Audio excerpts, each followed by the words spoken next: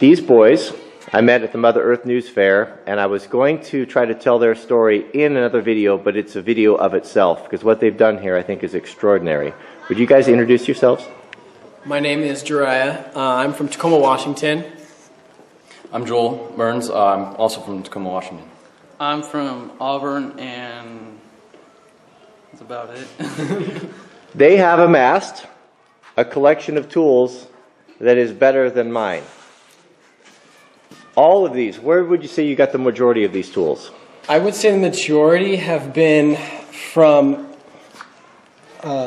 anywhere between Buckley to Nino area, which is an old mining and lumber town, and the old strawberry fields of Sumner are very promising. So garage sales, primarily, yeah. State sales. Yeah. And so these are the tools that you guys put together to do this job. So when I saw what you guys had brought, then I decided to put you guys and make you guys a team of just building a bridge. That was your only job. We had 4 different teams. We had a saw team, we had 2 bridge building teams, and we had a hand crew. And you guys you said you used every tool here to do the jobs that we needed this weekend. Every single tool. Is that right? There wasn't one. Except for the chisels. Except for the chisels. And everything here is vintage and primo quality. So just go over quickly the axes, what you have. There's there's 3 different kind of majority of axes. We have our double bits, we have our cruisers, and we're our felling, all combined of our 3 types. So we had everything from Vulcans to Plums to Collins, off-brand Swedish, to off-brand, and then a Sager chemical is even so. So over here we've got your hatchets and some boys' axes, and you've even got some Swedish axes. Yeah, this is our Swedish axe here. It's just amazing how the taper of the Swedish axe and the hard steel of it, and it's still just amazingly sharp, and I'm still able to shave with it. It's just amazing. And you made all your sheaths, and you guys have handled a lot of these and restored a lot of these tools? That is correct. Now, if it wasn't for you guys as Pulaskis, because I only had a few Pulaskis, we used your Pulaskis today, I don't think we could have got the job done. So you've got 2 FSS Pulaskis there, right? That's right. And possibly a 3rd, but I just haven't finished restoring that last one there, so... And you used your bit and brace today? Yes, we did. Because you actually, the bridge that you built is actually timber framed. Mm-hmm. Yes, sir. So we're going to go down there and look at that in a minute. And so what's the story in this toolbox? Well, this toolbox, my father, when we first had started his painting company, his first customer ever was an elderly gentleman, and he's about 95 years old, and he's been kind of getting sick and stuff, and he was kind enough to give me his box here from World War II. Beautiful. And you've got your crosscut saws.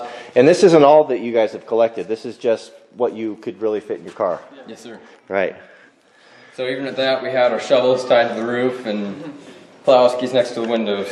So I want you guys to pick your favorite tool of all this. If you could only keep one, and tell me which one it is and why. Is it tough to choose?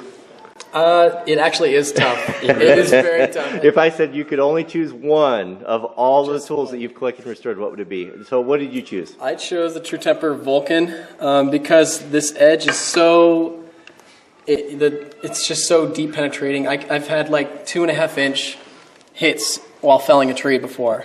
And is that a flint edge? Yeah, it's a Vulcan. It's a Vulcan, so right. Yeah. I've got the flint edge version of that. All right. This is a True Temper flint edge here, 2 1/4 pounder. It's also an FSS here. Forest Service. Yeah. This was a one-of-a-kind handle that I had picked up. It was one of those ones that were actually going to get thrown away, and I'm like, you know what, this is nice. It's got the 2-tone, which is my favorite, and the smaller handle style, so still razor sharp also, so it's just amazing. Beautiful tool. Now, you chose a family tool. Yeah, mine's been in the family for 2 times. It was my dad's. 2 generations. Yep. So you're the 3rd. Yep. And you can just smack trees with it. It'll chop it right down. It does cut things extremely well. Yeah. It's a nice shape. And Nathan, what did you choose? The carpenter's axe. A carpenter's axe. Do you like to do carpentry work? Mm-hmm. Yeah, I do too. Well, I think that was a good choice. Would you guys show us the bridge that you built today? Because it's really impressive. Yes, sir. So here is where we started with the hand crew. We had about 12 to 15 guys that were working building this, and it came down here to the very first bridge that the boys built. And this is all, these were the logs that we carried in the video that I put up on Saturday. that we cut with the crosscut saw. We cut these, they cut down, and we carried these up here on our shoulders.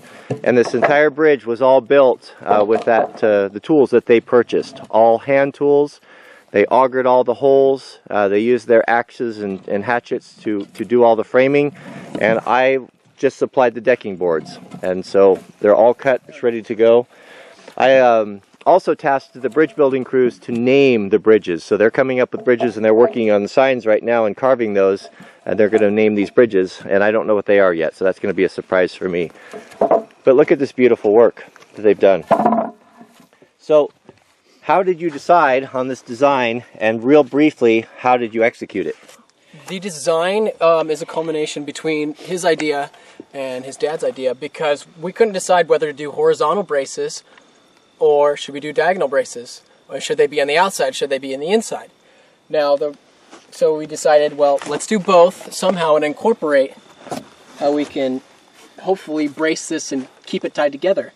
So by toe-nailing, so there's a total of 5 braces, 3 horizontal and 2 diagonal, both offsetting each other and evenly spaced apart, and then really ratcheted together, then toe-nailed in, so it keeps it really nice. So how'd you drill these holes? We used an Irwin auger bit. Adjustable bit and brace, so all by hand. All by hand. No power drill? No. We You're had crazy. a 2-man team. So I like the way that you have the stringers buttressed in. So this was kind of challenging here because we had to make a decision yesterday whether to use this snow brake or not, and you guys decided to use it. Would you do that again? Yes. Actually, I would with the slope of the hill, because it's hard to see on camera, but it is a riverbed. At the same time, that level is higher than this level of the hill. So the snow brakes actually helped with the construction itself. So you guys excavated all the soil down, you packed all these rocks in, and that will help drain, so the stringers will last a lot longer.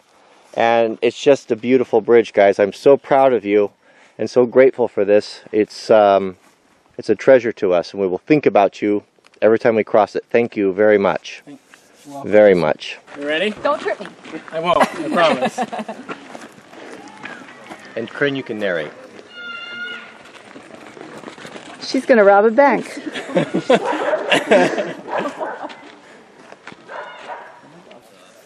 tried to make it as smooth as possible.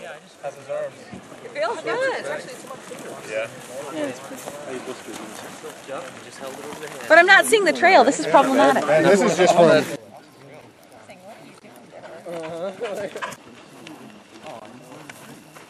Almost there. You ready? I guess so. Okay.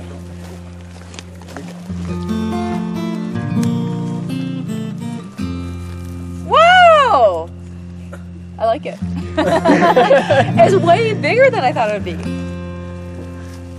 It's not nailed down yet. This is great. This We're is used to great. Walk in the middle, only the middle.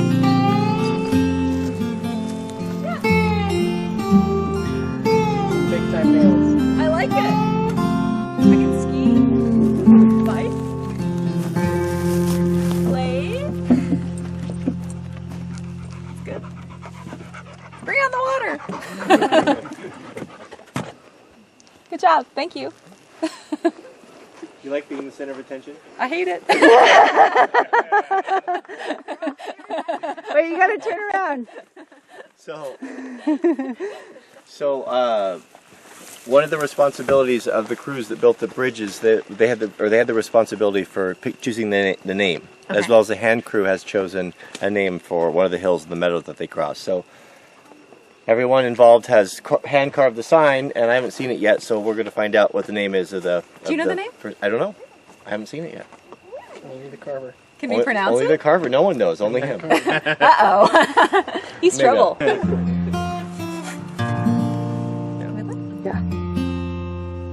I love it! Yay! I did not know. I was trying to figure out. I thought it was something Spanish or. What a great name! Thank you so much. Good. Right there, Elderberry. So what is CVZ?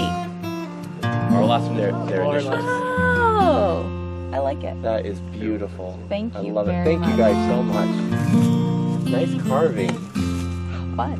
And he did that here like just on the fly? When'd you start? 2 hours ago? Just after lunch when I got back down here, and then. Oh, you worked on. Yeah, so it's been. Great. That's beautiful. Thank you so much. Decided to take your old log and put it to good use. That's right. It's the old walking bridge. You know, it's really fun to have these things named because we use it all the time. It's like, oh yeah, remember we're down at Jack's Hill or Jessica's this or that. You know, things that we have done, we always remember it and try to.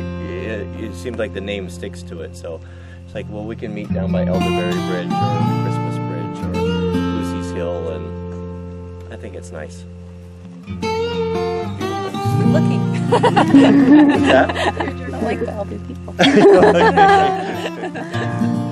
Thank you all very much. Thank you so much.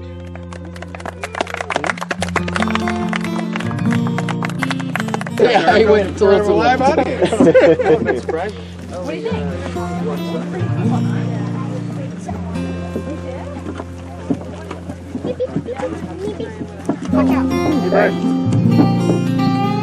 That's the first bike across the bridge. That's the name for it.